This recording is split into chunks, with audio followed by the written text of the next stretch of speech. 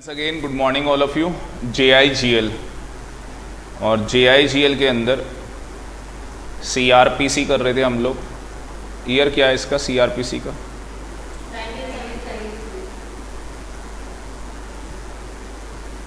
Lecture कौन सा है? 2। देखो क्या कहानी।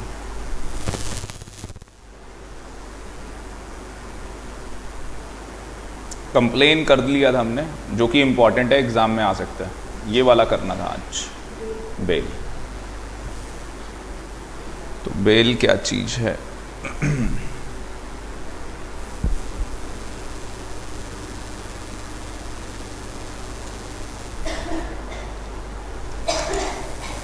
कुछ एक दो बातें इम्पोर्टेंट हैं, वो लिख लेना बेल के अंदर। हेडिंग डाल लो बेल।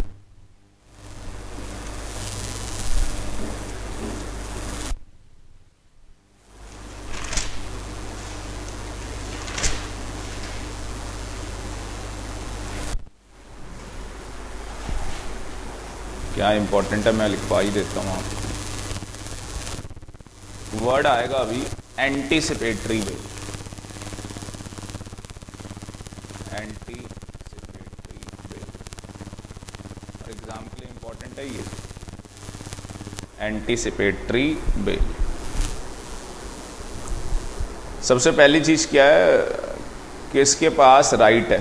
बेल मतलब तो समझती हो, पुलिस वाले आए और आपको अरेस्ट कर लिया, अब जी डालेंगे जेल में। तो जेल में डालने से पहले यहाँ पे एंटीसिपेटरी बेल के अंदर एक राइट है। जो एंटीसिपेटरी बेल है वो हाई कोर्ट ग्रांट करता है। कौन ग्रांट करता है? हाई कोर्ट और कोर्ट ऑफ सेशन। और किससे मिल सकती है? कोर्ट ऑफ सेशन से। कोर्ट ऑफ सेशन क्या है वो आपको पता ही है, DJ, जो डिस्ट्रिक्ट जज है वो देता है ये। कई बार हम एडिशनल सेशन जज से भी ले लेते हैं, कई बार हम लोग असिस्टेंट सेशन जज से भी ले लेते हैं। पर आपको पता होगा जो कोर्ट ऑफ मजिस्ट्रेट है उनसे नहीं ले सकते आप। कोर्ट ऑफ जो मजिस्ट्रेट हैं उनसे हम लोग नहीं ले सकते। वही मतलब CJM, चीफ जुडिशियल मजिस्ट्रेट, है ना, और JM, जुडिशियल मजिस्ट्रेट, चाहे फर्स्ट क्लास हो या सेकंड क्लास का हो। तो एंटीसिपेटरी बेल किससे ले सकते हो आप? हाई कोर्ट से और कोर्ट ऑफ सेशन से। डिस्ट्रिक्ट जज से मांग सकते हो, एडिशनल सेशन जज, असिस्टेंट सेशन जज, असिस्टेंट सेशन जज।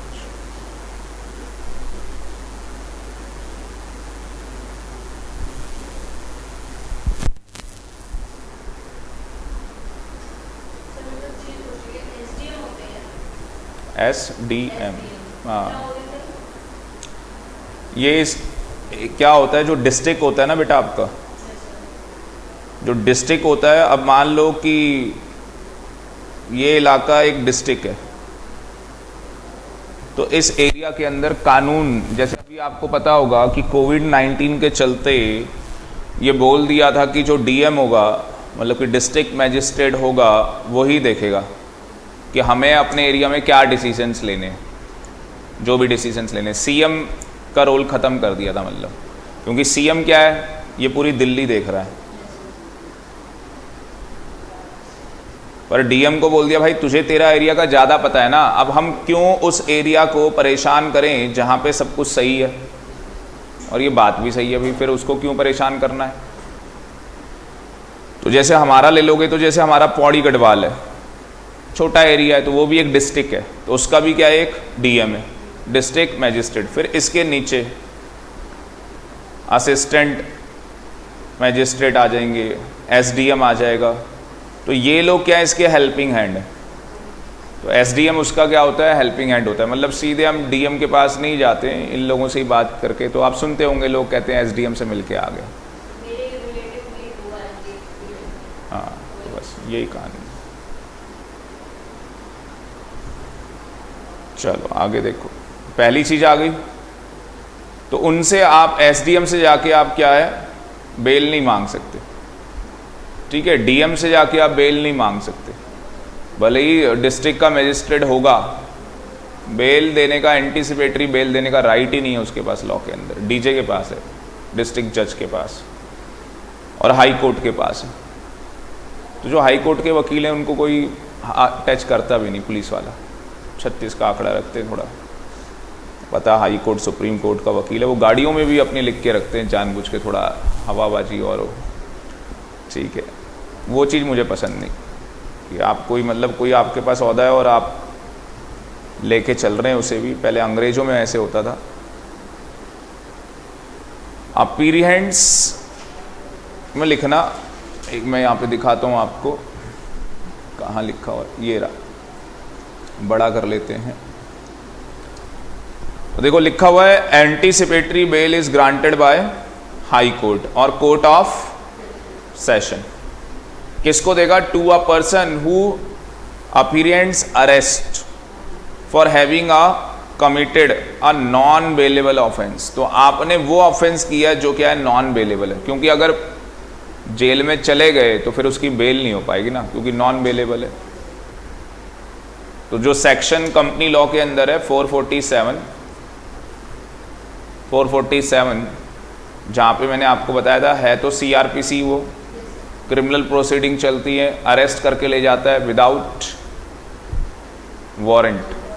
आपकी कंपनी के डायरेक्टर को बिना वारंट के लेके चला जाएगा, कंपनी सेक्रेटरी देखता रह जाएगा, कुछ नहीं कर सकता। बट मैंने बताया था उसका तरीका है एंटीसिपेटरी बेल रखे और फिर क्या है भाई, जेल डालने से पहले निकाल लो बाहर। और जो नॉन बेलेबल है उसमें भी ऐसा करो। फिर तो जज बोलेगा तो जा सकता है ना, फिर उसमें गारंटी देनी पड़ती है कि अच्छा सर ये मैं गारंटी दे रहा हूँ, जब बोलोगे इसको पेश कर दूंगा कोर्ट में। तो एक गारंटर चाहिए होता है, वो तो डिस्क्रिप्शन ऑफ जज हो जाती है। फिर अभी लिखा है यट नॉट अरेस्टेड, अभी तक वो अरेस्ट नहीं हुआ। तो सेकंड पॉइंट लिख लो, कोई भी ऐसा अपराधी है जिसने कमेंट तो कर दिया, वो ऑफेंस तो कर दिया, और वो ऑफेंस कौन सा है? नॉन बेलेबल ऑफेंस है। तो एक बार जेल गया फिर बेल नहीं मिलनी। एक्सेप्शन मैंने बता दिया, जज की डिस्क्रिप्शन है, जज को लगेगा तो दे देगा, पर उसके लिए गारंटर चाहिए होता है। तीसरी बात, दूसरी बात लिख ली ना, पहली बात बता दो दी कि जो राइट है वो हाई कोर्ट और कोर्ट ऑफ सेशन के पास है, मैंने भी लिखा पहला। तो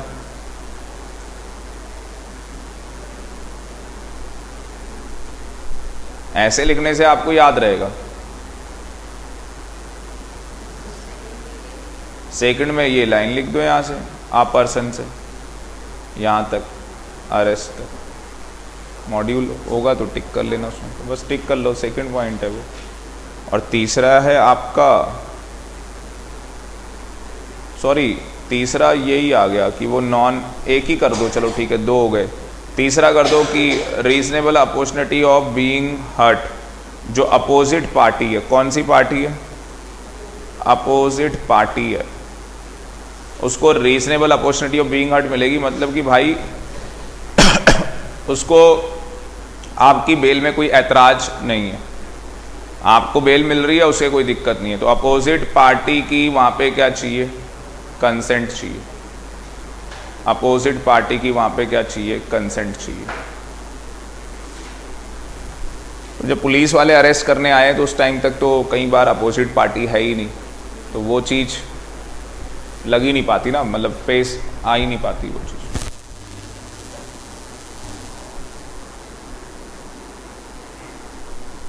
इंक्वायरी क्या है? कल बात की थी मैंने इंक्वायरी आपको, तो वेरी गुड, चलो। तो यहाँ पे अगर आप देखोगे तो इंक्वायरी कौन है? कोर्ट करता है, और इन्वेस्टिगेशन पुलिस वाले करते हैं, पुलिस ऑफिसर। तो पहले क्या होती है? इन्वेस्टिगेशन। इन्वेस्टिगेशन हुई, उसके बाद क्या होती है? इंक्वायरी। इंक्वायरी कौन करवाएगा? मजिस्ट्रेट या कोर्ट। या तो मजिस्ट्रेट करवाएगा या तो कोर्ट कराएगा।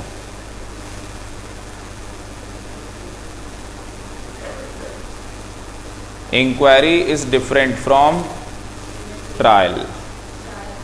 तो इंक्वायरी अलग चीज है और ट्रायल अलग चीज है। ट्रायल में तो क्या है, आपसे पूछा जाता है, तारीख पे तारीख डलती है।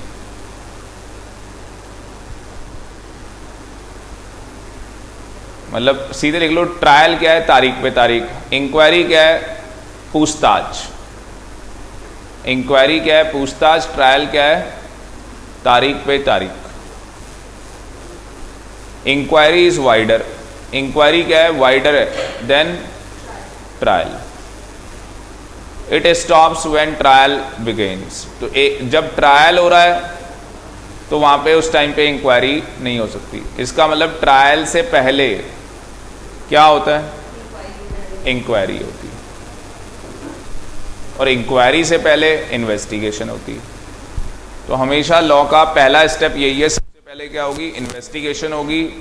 उसके बाद पुलिस वाले जो भी अपनी चार्जशीट बना के ये सब बना के मजिस्ट्रेट को देंगे। मजिस्ट्रेट को लगेगा कि भाई हियरिंग के लिए बुलाना है तो वो ट्रायल के लिए बुला लेगा। उसको लगेगा कि इंक्वायरी करवानी है तो वो इंक्वायरी करवा लेगा। तो पुलिस वालों की चार्जशीट बन के किसके पास जाती है? मजिस्ट्रेट के पास जाती है। ट्रायल में इंक्वायरी का ऑर्डर आता है? नहीं नहीं नहीं नहीं, ट्रायल में नहीं आता। आप पुलिस वाले किसी को पकड़ लिया, मर्डर कर लिया, चार्जशीट बनी कि सर इसने यहाँ मर्डर किया था, ये था वो था, जो भी है वो सब लिखी कहानी मजिस्ट्रेट को दे दी। मजिस्ट्रेट को लग रहा है, मजिस्ट्रेट का ओपिनियन है, कोर्ट का ओपिनियन है कि भाई इंक्वायरी करवानी है मुझे, सीबीआई इंक्वायरी करवानी है मुझे। हाँ, तभी पता लगेगा।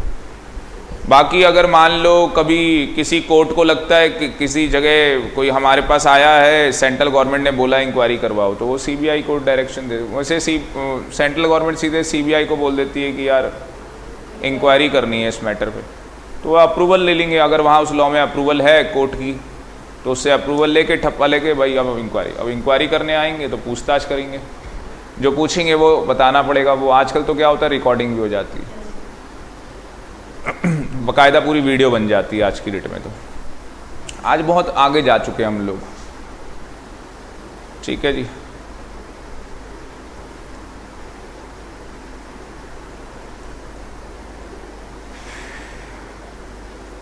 तो कई बार इन्वेस्टिगेशन में भी आप लिख लो, सीबीआई भी आ जाती है इन्वेस्टिगेशन में। अब कंफ्यूज मत हो जाना कि इंक्वायरी में भी आ जाती है, इसमें भी आ जाती है। ठीक है ना। It includes all proceeding of the court to collect the evidence conduct by police officer। और देखो लिखा है any person other than magistrate, क्योंकि मैजिस्ट्रेट क्या करवाता है? इंक्वायरी। मैजिस्ट्रेट क्या करवाता है? इंक्वायरी करवाता है।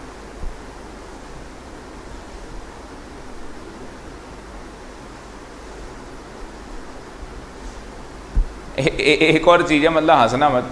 जैसे पुलिस वालों ने चार्जशीट फाइल कर दी मजिस्ट्रेट को, और उसके बाद मजिस्ट्रेट ही कहता है पुलिस वालों को जाओ जाके इंक्वायरी करो, तो वो एक एक्सेप्शन हो जाएगी कि मतलब पुलिस वाले इंक्वायरी भी करते हैं। वो एक एक्सेप्ट, हाँ, विद द अप्रूवल ऑफ, अगर police officer with the approval of magistrate, then उस केस के अंदर वो क्या है? इन्वेस्टिगेशन नहीं होगी, वो क्या होगी? इंक्वायरी होगी।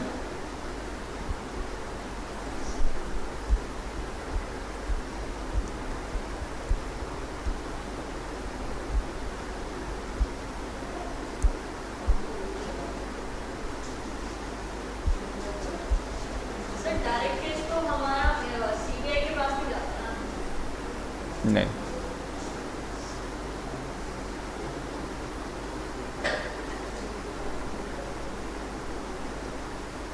अब ना इसमें एक डिफरेंस आ सकता है, तो मैंने ना बना रखा आपके लिए डिफरेंस।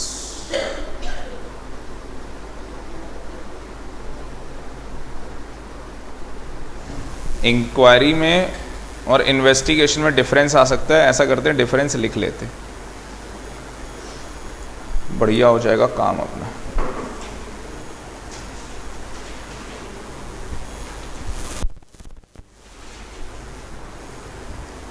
तो लिख लेना ऊपर हेडिंग में डिफरेंस बिटवीन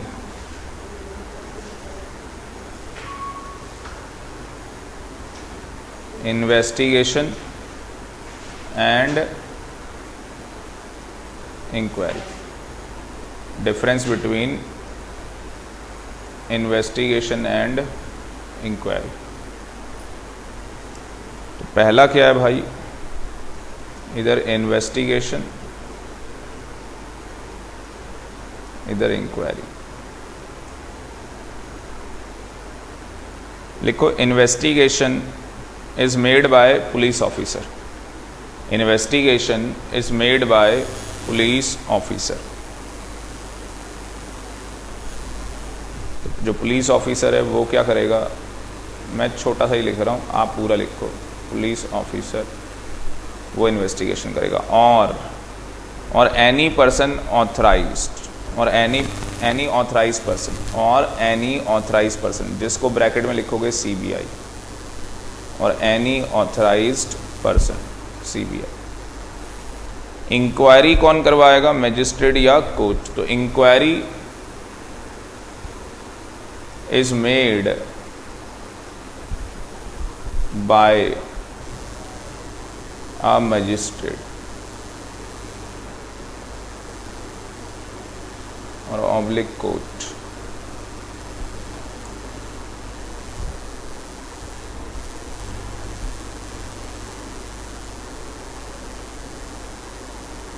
दूसरा लिखना the objective of investigation.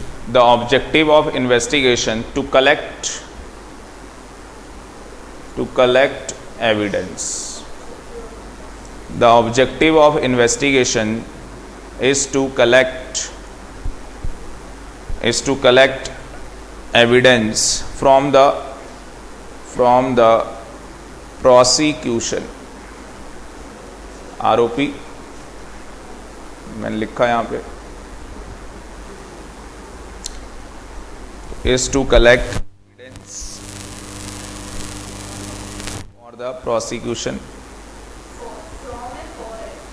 for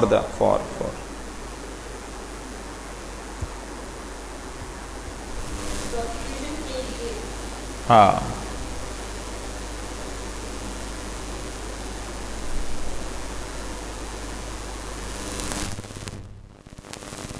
from तो किसी जगह के लिए आता है ना।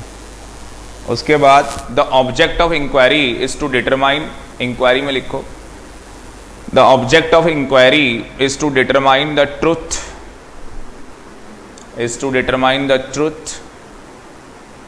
और फॉल्सिटी, ये लिख लेना, फॉल्सिटी ऑफ सर्टन फैक्ट्स। हाँ, the object of inquiry is to determine the truth oblique falsity of certain, सामने लिखा है मैंने थोड़ा सा, certain facts with a view to taking further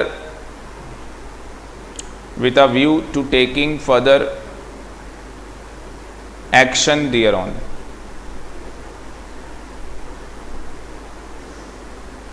taking further action thereon।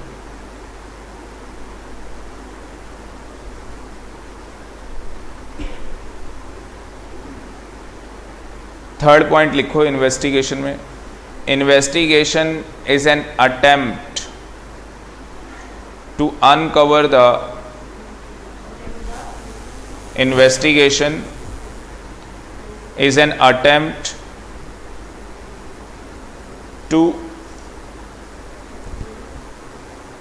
to uncover the unknown facts।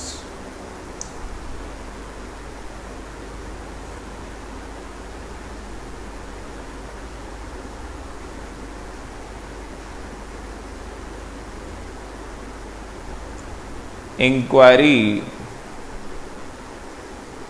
begins with interrogation rather than by inspect. तो inspect करने से ज़्यादा उनका क्या होता है, इंट्रोगेशन करना, मतलब कि पूछताछ में ज़्यादा वो होता है, बातचीत ज़्यादा करते हैं, सवाल जवाब ज़्यादा पूछे जाते हैं इंक्वायरी में। मतलब ये नहीं कि दीवारें ये सब करने लग जाएं, वो सब नहीं, बैठा के पूछताछ ज़्यादा होती है। दृश्यम में ज़्यादा हुई पूछताछ।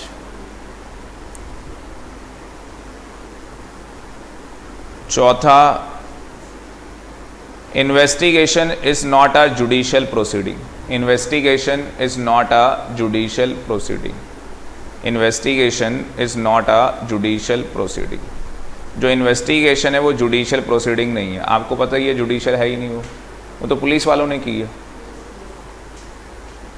एन इंक्वायरी में बी जुडिशियल और नॉन जुडिशियल। तो मैंने बोला भी था आपको, एन इंक्वायरी में बी जुडिशियल। जुडिशियल कब होगी, जब मैजिस्ट्रेट कोर्ट ने बोला, और नॉन जुडिशियल तो बताया था कई बार सीबीआई को बोल दिया जाता है इंक्वायरी करो जरा, आप पूछताछ का काम करें।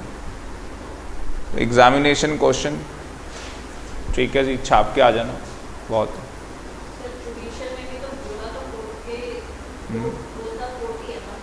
जुडिशियल में तो कोर्ट बोलता है, असली में सेंट्रल गवर्नमेंट का ऑर्डर आया, जाके वो किसी लॉ के अंदर है तो वहाँ से आ गया। तो कंपनी लॉ के अंदर भी बहुत मैटर्स हैं जहाँ पे आपको पढ़ने को मिलता है। इसलिए JIGL बहुत अच्छा सब्जेक्ट है, आपकी बहुत चीज़ें क्लियर कर देगा।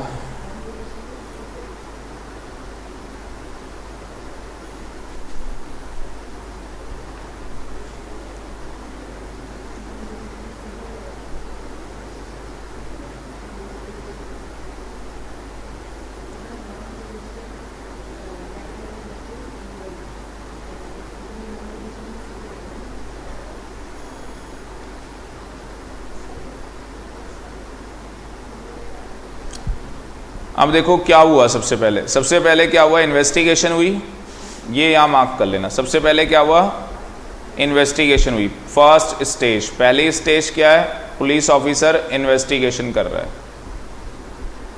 है ना। ये थोड़ा यहाँ से देख लेना। पहला क्या है, पुलिस ऑफिसर क्या कर रहा है, इन्वेस्टिगेशन कर रहा है, आइदर इट्स ओन और under the order of magistrate investigation. ठीक, अब दो ही बातें होंगी ना, या तो मैजिस्ट्रेट को क्या लगेगा ऑफेंस हुआ है या तो नहीं हुआ। कहता है नो ऑफेंस, कोई ऑफेंस नहीं हुआ, तो वो क्या कर देगा मैजिस्ट्रेट, जो आपने चार्जशीट बनाई है उसको ड्रॉप कर देगा। मतलब मैं ऐसे ही बोल रहा हूँ, लेमन फाड़ के फेंक दी बस। ठीक है जी, तो रिपोर्ट जो है वो आपकी मैजिस्ट्रेट क्या कर देगा, ड्रॉप कर देगा। कोई एक्शन नहीं भाई उस बंदे के against. But if he is different opinion, अगर डिफरेंट ओपिनियन है तो मैजिस्ट्रेट क्या करेगा, सेकंड स्टेज में आ जाएगा। अब क्या बोलेगा, तारीख पे तारीख चलेगी, या क्या बोलेगा, इंक्वायरी करते हैं, सीबीआई से जरा इंक्वायरी करवाते हैं। इंक्वायरी बोल दी तो ट्रायल नहीं होगा, ट्रायल बोल दिया तो इंक्वायरी नहीं होगी, दोनों में से एक ही चीज होगी। वो तो जो उस कोर्ट के अंदर जज साहब हैं, ठीक है ना, वो फिर डिसीजन लेते हैं। अच्छा मैजिस्ट्रेट ने इंक्वायरी के लिए बोला हुआ है तो पहले इंक्वायरी होने दो जरा, तारीख लेट आगे चली जाएगी। तो पहले क्या होता है, इन्वेस्टिगेशन, जो कि कौन करेगा, पुलिस ऑफिसर, या तो खुद करते हैं या तो किसका ऑर्डर है, मैजिस्ट्रेट का ऑर्डर है।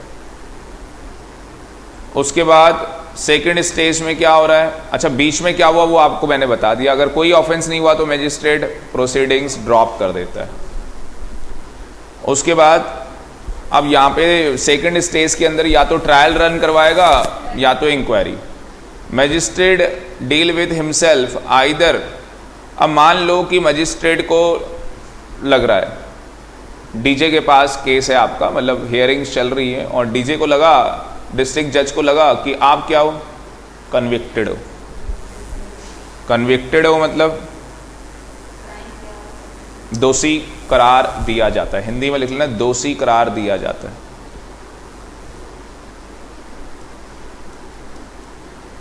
तो आपको क्या है भाई, दोषी करार दिया जाता है।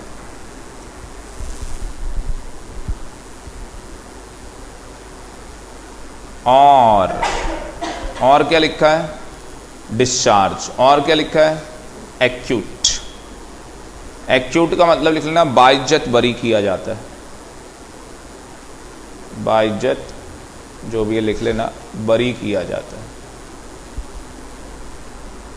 तो देखो, या तो मैजिस्ट्रेट आपको दोषी करार दे देगा और या तो क्या कर देगा?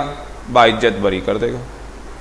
पर एक चीज और है, और वो क्या है भाई? डिस्चार्ज।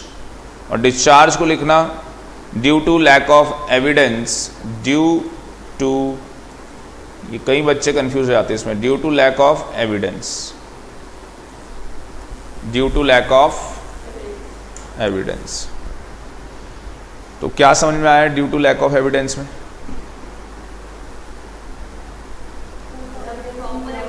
हाँ, मैंने बताया था, राम जेठमलानी यही काम करता था कि सीआरपीसी 1% डाउट डाल दोगे तो डिस्चार्ज ले लेगा कि भैया लैक ऑफ एविडेंस है, अभी लेके जाओ, और जो गारंटर है जब बोलूं लेके आ जाना इसे।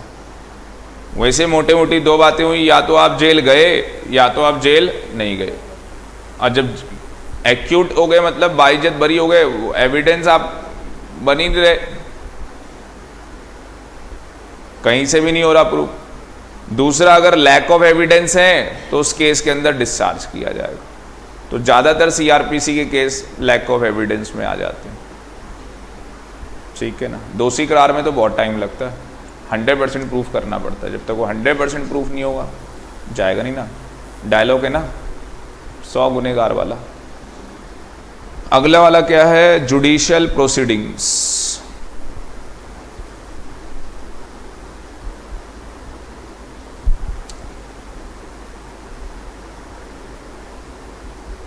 जुडिशियल, यहां से पढ़ना, judicial proceeding includes inquiry and trial. तो जुडिशियल प्रोसीडिंग के अंदर जब मतलब तारीख पे तारीख चल रही होती है तो उस टाइम पे इंक्वायरी और ट्रायल, तारीख पे तारीख और इंक्वायरी, पूछताछ चल रही है, पर इन्वेस्टिगेशन खत्म हो चुकी है। जुडिशियल प्रोसीडिंग्स के अंदर इन्वेस्टिगेशंस नहीं आती। और जो जुडिशियल प्रोसीडिंग जब चल रही होती हैं तो जो आपके एविडेंस हैं वो आप एक ओथ पे देते हो। तो आज की डेट में गीता में हाथ रख के कोई नहीं कसम खाता, एफिडेविट बनता है, ठीक है जी। उस एफिडेविट को ही ओथ बोला जाता है आज की डेट में। तो कसम किसी की नहीं खिलाते आज की डेट में। रीज़न है उसके, जब ये ऐसा हुआ तो रीज़न भी बताए जाते हैं। हाँ, वो एक्सेप्शन बताया था, पार्टी एग्री कर दे, और रियलिटी में पार्टीज एग्री कर देती है क्योंकि उसको भी एविडेंस देने हैं। तो दोनों एग्री करेंगे तभी तो कुछ होगा। प्लीडर,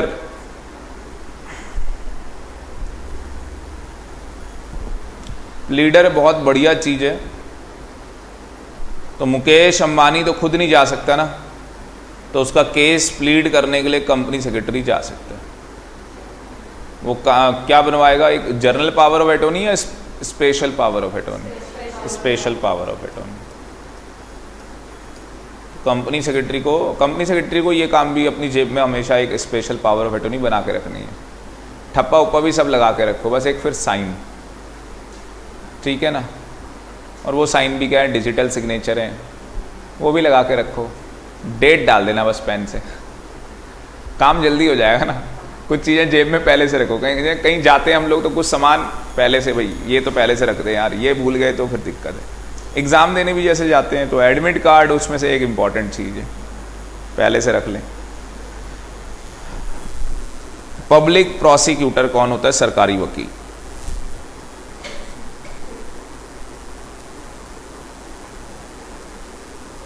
तो सरकारी क्या है? वकील है,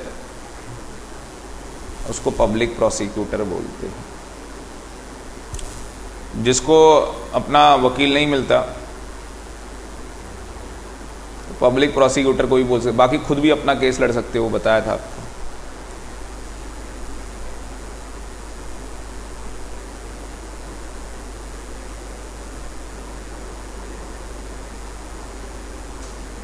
अगला जो एग्जाम में आएगा, और क्या आएगा एग्जाम के अंदर? बाकी ये आएगा नहीं, ऐसे ही बता देता हूँ। क्लासेस ऑफ क्रिमिनल कोर्ट, देखो हाई कोर्ट तो आपको मैंने बता ही दिया था। क्लास है ना क्रिमिनल कोर्ट की, मतलब जब कोर्ट में जाते हो तो कोर्ट में क्या होता है, सिविल होता है, सिविल साइड होती है और क्रिमिनल साइड होती है। तो क्रिमिनल साइड में क्या होता है, हाई कोर्ट है, वो तो हाई कोर्ट में ही मिलेगा। कोर्ट ऑफ सेशन डीजे मिलेगा यहाँ बैठा हुआ, डिस्ट्रिक्ट जज, बाकी उसके एडिशनल वो सब। और ये बताए थे आपको फिर ये कौन लोग हैं, ये मिडल और लोअर लेवल है, यस और नो। आ गया ना first class JM, second class, तो ये जेएम मिलेगा, जेएम का फर्स्ट क्लास मिलेगा या सेकंड क्लास मिलेगा। और उसके भी नीचे एक बंदा होता है एग्जीक्यूटिव मैजिस्ट्रेट। अब देखो पता क्या होता है गरिमा, जैसे ये कोविड-19 के चलते कभी आप न्यूज़ में सुन लो कि ये ना एग्जीक्यूटिव मैजिस्ट्रेट आजकल मतलब आपको हंसी आ जाएगी। मेरी वाइफ के साथ मतलब कोई जा रहे थे वो कहीं पे किसी मीटिंग वूटिंग से, तो उनको रास्ते पे रोक लिया, मास्क नहीं लगा रखा था। और मतलब कहानी ज़्यादा नहीं बताएंगे आपको। तो क्या हुआ कि उन्होंने कहा जी चालान काटना है ये वो। तो भाई जब कोई वैसे लोग बैठे हुए होते हैं, मतलब वाइफ की बात नहीं कर रहा, कोई वैसे सरकारी आदमी कोई वैसे बैठा हुआ था, वो उसने कहा फ़ोन मिलाओ सीधे भाई, तो अपना वो दिखाने के लिए। तो वाइफ ने कहा कोई नहीं, मैं एक बार उतर के बात कर लेती हूँ क्या चीज़ है। तो वो बंदा कह रहा मजिस्ट्रेट यहाँ पे खड़े हैं हमारे, मजिस्ट्रेट के सामने आपका चालान काट रहे हैं। तो उसने बोल दिया वो मजिस्ट्रेट नहीं है, एग्जीक्यूटिव मजिस्ट्रेट। आगे बात समझ में, वो कौन होता है जो इम्प्लीमेंट करा रहा होता है लॉ, एग्जीक्यूटिव। तो वो भी एक बार तो शक्ल देख के कौन है ये, क्योंकि इतना तो उसको भी पता होता है कि वो मजिस्ट्रेट नहीं, एग्जीक्यूटिव मजिस्ट्रेट है। एग्जीक्यूटिव का ही मतलब है कि जब कुछ कोई भी चीज़ हो वो इम्प्लीमेंट करवा रहा है, तो रहते हैं, तो बड़ी बात थोड़ी ना है। तुम है भाई क्या दिक्कत हो गई, तो उसको बोला ऐसी ऐसी बात है, ये अभी की बात नहीं है।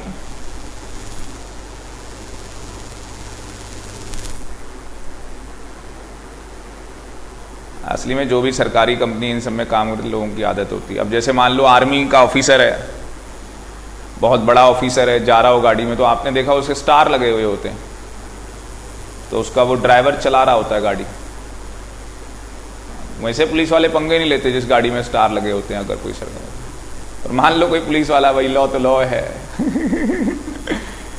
ठीक है ना, कहीं वो लोग वैसे होते हैं, मतलब ये कहानी भाई लॉ लॉ है, तो फिर जब मोदी की जाए ना तो वो भी रोक लियो, ये कहानी लॉ तो लॉ है ना, फिर ऐसे ही क्या मतलब है ना। चलो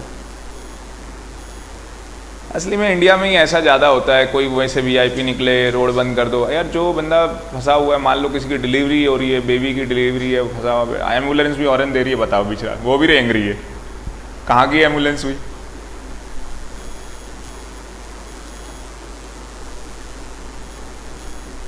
फिर तो साइड होना बनता है यार।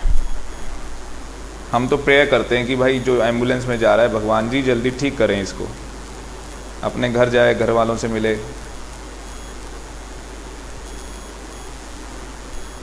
सम्मन और वारंट, ये एग्जाम में डिफरेंस बिटवीन आ सकता है। सम्मन में और वारंट में डिफरेंस सेक्शन तक याद कर लेना, क्योंकि जून 2021 इंपॉर्टेंट क्वेश्चन रहेगा। तो पहला डिफरेंस तो क्या बोल देना, सेक्शन 61 और 70। असली में 61 60 और 70 ही है एक तरीके से, बस वो 61 लगा दिया। सम्मन क्या होता है वो आपको बताइए, है ना। कोर्ट का सम्मन आया है, भाई तुम्हें बुलाया है, आओ। और जब कोर्ट किसी को बुलाए तो आ जाना चाहिए। पर सहारा का मालिक सुब्रतो रॉय, कोर्ट ने बुलाया था, आया नहीं, धज्जियां उड़ा दी, उसके जो बाहर आदमी था उसने फाड़ दिया सम्मन ले। और बड़ा गुस्सा आया, क्योंकि कोर्ट का संबंध था, भाई तुमने कंटेम्प्ट ऑफ कोर्ट किया। अब कोई जाए छोटा मोटा आदमी, मतलब एसएचओ चला जाए, ये सब चले जाए, तो इनको तो ऐसी जो मतलब गार्ड है वही एंट्री ना करने दे। सुब्रतो राव सहारा कंपनी का मालिक, बहुत बड़ी चीज़। आपने इंडिया की जर्सी देखी होगी, तो सहारा बहुत टाइम तक सहारा सहारा लिखा हुआ आया। बताओ थोड़ी सी कहानी, एक दो चीज़ उसमें क्या हुआ, ये करवा दो, एक ही लाइन बता देता हूँ क्या हुआ। फिर लास्ट में सुप्रीम कोर्ट ने सम्मन भेजा, और साथ में जो ये क्या बोलते हैं मेरे को पोस्ट याद नहीं आ रही, आप गूगल में सर्च करना कि सबसे बड़ी पोस्ट क्या होती है पुलिस वालों के अंदर स्टेट में। उस बंदे को भेज दिया, फिर तो मना कर नहीं सकते थे ना कि गार्ड है तू बाहर निकल। गार्ड ने बोला तो होगा ये आया आने दो एक बार अंदर, मिलने तो दो इससे, भाई तू चल। तो उसे उठा के लेके गए। वो भी तो कहीं भाग गया था, बाबा था कोई, भाग गया था। आसाराम बापू भाग गया था, गाड़ी में निकल के लिए नहीं भाग गया था। सुना है आसाराम बापू, तो नाम सुना ही होगा। नहीं भागा था वो, फिर उसे पुलिस वालों ने पकड़ लिया था। जब उसको बोला कि तेरे को अरेस्ट करने आ रहे हैं, वो भाग गया था। जैसे हनीप्रीत गायब हो गई थी, ऐसे बाबा, ये कौन है, आसाराम, ये भी गायब हो गया था। फिर वो मेरे ख्याल से 1 या 1.5 दिन में ही पकड़ा गया।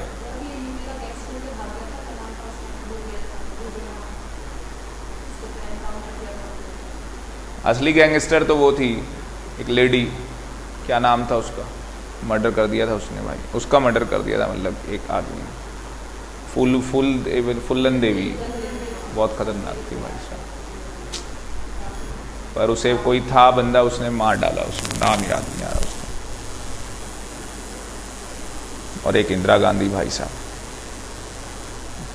और अब वो है आजकल निर्मला सीतारमन जी। ये कुछ ऐसे लेडी हैं जिन्होंने भाई साहब नाम छोड़ जाएंगे अपना।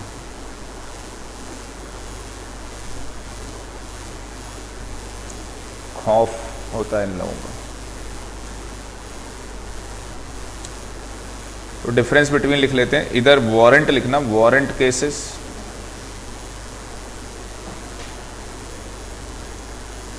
और इधर सम्मन cases.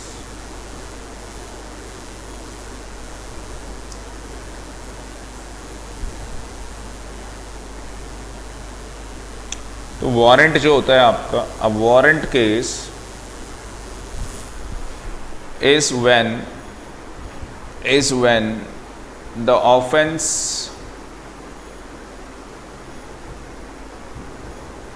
is punishable with death sentence। CRPC में सेंटेंस होता है, आपको पहले ही बताया था। तो जहां डेथ सेंटेंस होना हो वहां वारंट केस आता है। और लाइफ इम्प्रिजमेंट होना हो, लाइफ इम्प्रिजमेंट होना हो, कितना इम्प्रिजमेंट होना हो, एक्सीडिंग 2 ईयर्स, 2 साल से ज़्यादा का, 2 साल से ज़्यादा।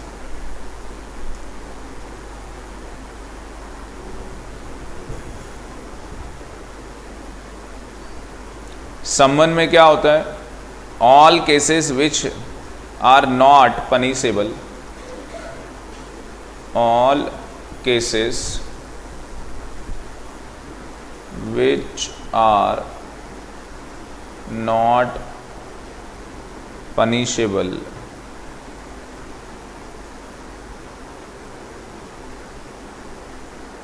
आर सम्मन केसेस, ब्रैकेट में लिख लेना, दैट इज इम्प्रिजमेंट,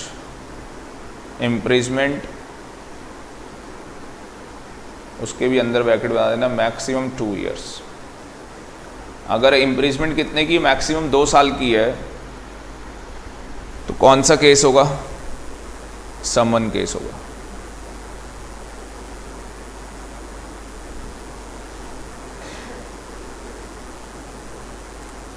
दूसरा लिखना, the trial proceed is, the trial, नहीं ये मत लिखो, सॉरी ये मत लिखो। चार्जशीट, चार्जशीट पता होगा जो पुलिस वाले बनाते हैं, chargesheet is to be framed, charges is to be framed against the accused, against the accused,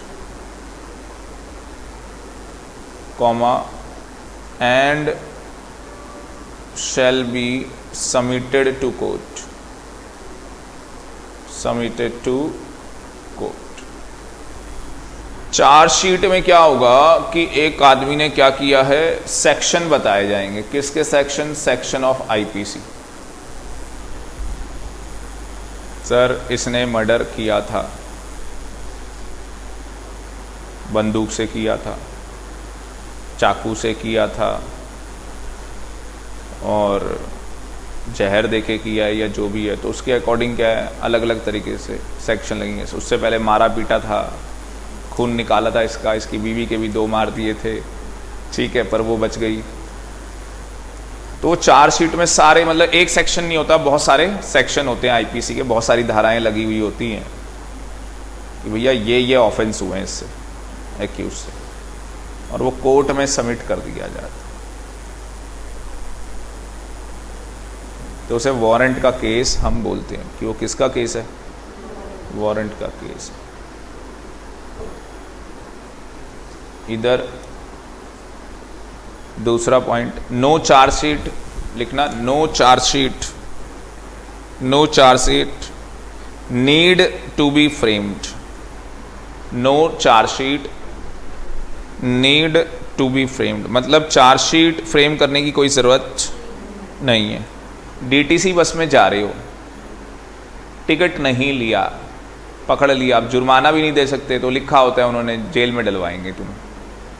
तो हम मुझे बताओ, जेल में डलवाएंगे, चार्जशीट बनवाएंगे पुलिस वालों से बुलवा के? ना, इतना कोई टाइम नहीं है, क्योंकि जेल भी होनी है तो छोटी होनी है। वैसे ही वहाँ पहुँचोगे तो शायद वहाँ का जो भी मतलब एरिया एसएचओ है वही, मतलब बच्चा है अगर स्कूल ड्रेस में तो छोड़ देगा यार, ठीक है ना, छोड़ भी तो सकता है, छोड़ते हैं। ये तो आप मतलब ऐसे कर रहे हो कि छोड़ नहीं सकता, ठीक है, मतलब जो रियलिटी है मैं बता रहा हूँ। मैं ये नहीं कह रहा कि पैसे नहीं लेगा, मैं कह रहा हूँ छोड़ भी सकता है भाई, मैं ये कह रहा हूँ। आप उस चीज़ के लिए डिनाई कर रहे हो कि नहीं छोड़ते नहीं है, पैसे ही लेते हैं, तो ऐसा भी, हाँ बस वही चीज़ है। तो मुझे ऐसा लगता है कि स्कूल ड्रेस है तो छोड़ दें।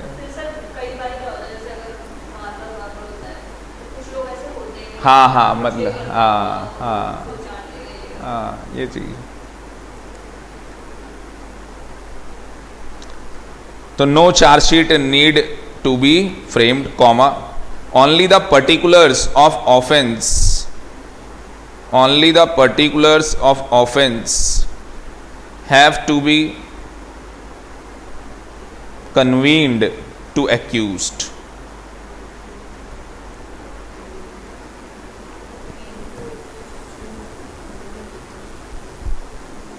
कन्वीन्ड टू एक्यूज्ड,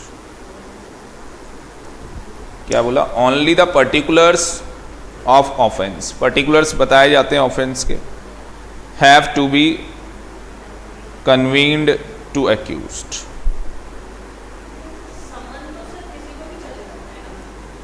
हाँ, पर उसमें बोला ना सम्मन जो है यहाँ पे, जहाँ पे इम्प्रिजमेंट क्या होगी, अप टू 2 ईयर्स, वहीं पे क्या होंगे, आपको सम्मन इशू होंगे, अदरवाइज वारंट इशू होगा।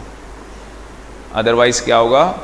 वारंट इशू होगा। वो जो वारंट के अंदर अलग से होता है शो कॉज नोटिस, वो एक अलग चीज होती है। तीसरा पॉइंट लिखो, after the charge is framed, warrant के अंदर after the charge is framed, charge frame होने के बाद क्या होगा जी? After the charge is framed, comma, if the accused pleads guilty, if the accused pleads guilty, if the accused pleads guilty, comma, the magistrate may convict him, है ना, the magistrate may convict him, मतलब क्या, अब क्या कर दो, इसे कहाँ डाल दो? द मजिस्ट्रेट में कन्विक्ट हिम। कन्विक्ट का मतलब क्या होता है? दोषी करार देना। तो मजिस्ट्रेट ने उसे क्या दे दिया? दोषी करार। असली में जो वही चार्जशीट बनी, after the chargesheet is frame, chargesheet बनने के बाद एक्यूज्ड पाया गया गिल्टी है, तो मैजिस्ट्रेट उसे कन्विक्ट कर देगा। इधर आ जाओ संबंध में। If the accuse pleads guilty, if the accuse pleads guilty comma, if the accused pleads guilty comma, the magistrate must record the appeal, the magistrate must record the appeal, PLEA, must record the appeal of the accused and may convict him on such appeal। तो police वाले ने क्या magistrate से डांट खानी है? या खतरनाक मजिस्ट्रेट हुआ तो नौकरी तक खा जाएगा पुलिस वाले की, कि बच्चा है और तुम्हें जेल में डाल दिया है। 8th क्लास में था, 10th में था, जो भी है 12वीं में था, जेल में डाल दिया तूने उसको। स्कूल ड्रेस में था, तेरे को दिखा नहीं? लास्ट में जी, if the accused pleads guilty comma, the magistrate must record the appeal of the accused and may convict him on such appeal। मतलब अगर वो 8th क्लास का बच्चा अगर इतना मतलब वो बिल्कुल कर लेता है कि हाँ मैं ही हूँ, हाँ, उसके बाद भी जेल में उसके बाद भी लिखा ना मे, मतलब जरूरी नहीं है कि मजिस्ट्रेट कहेगा डालो इसे जेल में। तो फिर पुलिस वाले तब तो कुछ रखेंगे ना। वही तो कहानी है, छोड़ देना है उनको, रख ही नहीं सकते, वो अलाउड ही नहीं है रखना ना बच्चों को। निकल गया तो कहाँ निकल गया मतलब? पेरेंट्स ने भगवा दिया, इधर उधर फेंक कर दिया। वो तो बात की बात है, उस केस में मत जाओ। मतलब मेरे कहने वाले, पुलिस वाले ने पकड़ के ले गया, अब उसको पता था स्कूल का बच्चा है, पूछा उससे, हाँ भाई तूने किया है? हाँ सर पहली बार हो गया, जैसे आप बता रहे। चाह भाई तू घर जा, जो भी है ठीक है। मतलब ये सीरियस कॉज के लिए हाँ, बाकी बच्चों की जेल अलग है। हाँ हाँ, तो वही मतलब जेल में थोड़ी ना डाल देते उनको।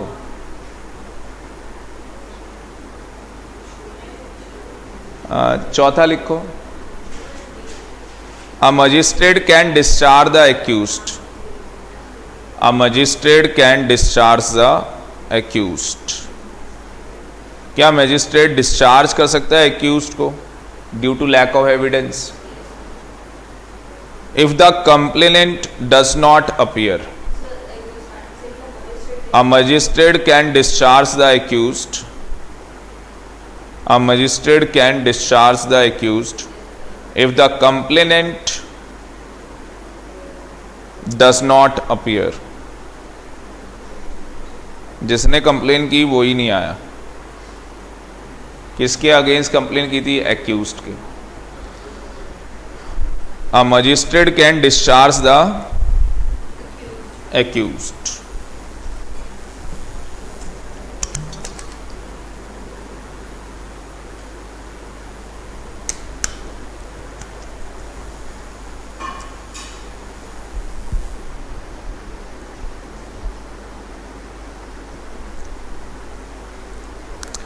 A magistrate can discharge the accused if the complainant does not appear। Bracket में लिख लेना, that is case can be reopened, case can be reopened।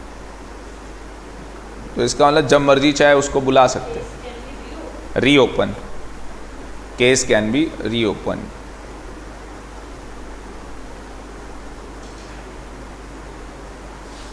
संबंध में लिखना, accused may be, accused may be acquitted, acquitted आया था ना अभी वर्ड, बाइज्जत बरी। An accused may be acquitted if the complainant does not appear, if the complainant, an accused may be acquitted if the complainant, if the complainant does not appear or on the death of the complainant और on the death of the complainant. Bracket में लिखना that is case can not be reopen.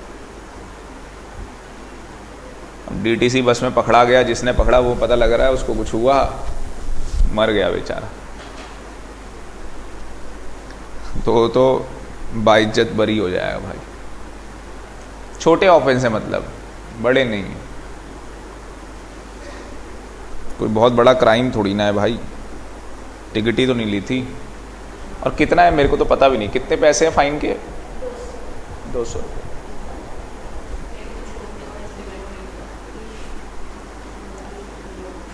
हमें तो उस time का याद है, वो लिखा हुआ रहता था डीटीसी बस। बाकी हम तो कॉलेज में तो कार्ड होता था उस टाइम पे, पता नहीं 15 रुपये, 20 रुपये, 25 रुपये का कार्ड बनता था। सोचो 2003 की बात बता रहा हूँ आपको, और पूरे 3 साल के लिए बनता था कार्ड उस टाइम पे।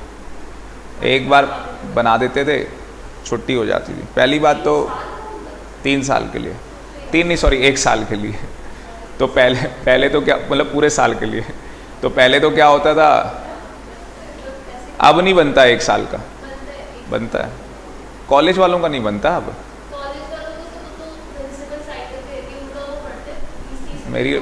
मेरी बात हुई है लड़की से जो बनाते थे, बताया उन्होंने कि सर अब हमारा कॉलेज वाले 1 साल का वो अलाउड नहीं कर रही डीटीसी की अथॉरिटी। समझे क्या कहानी है?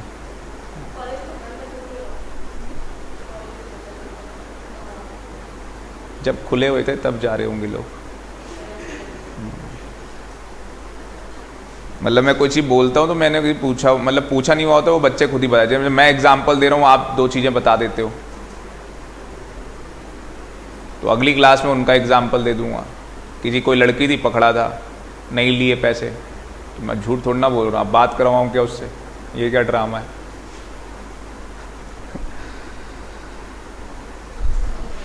A magistrate can discharge the accused if the complaint does not appear। ये हो गया, ठीक है। नेक्स्ट पॉइंट लिखो, there is no provision of withdrawal of complaint।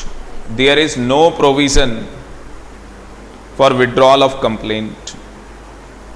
there is no provision for withdrawal of complaint by the complainant।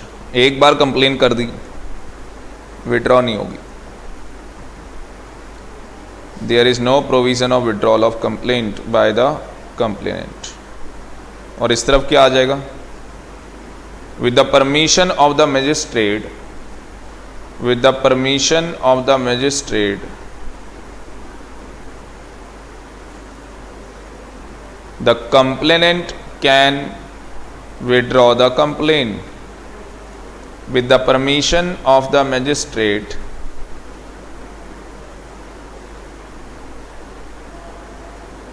the complainant can withdraw the complaint। तो complainant क्या कर सकता है? मजिस्ट्रेट की परमिशन से कंप्लेन को withdraw कर सकता है।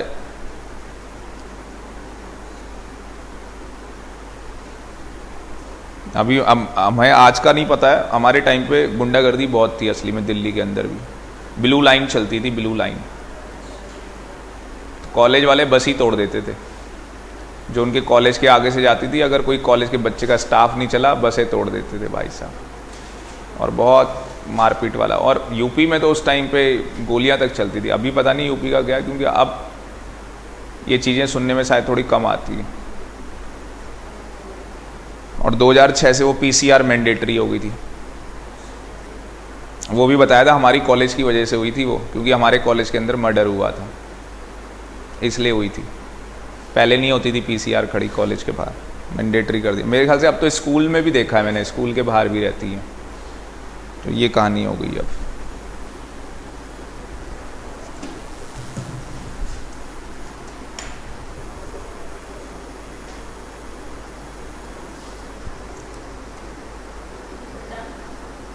हाँ, ये डन हो गया। मैं बताता हूँ अभी थोड़ा सा और कुछ क्या करें।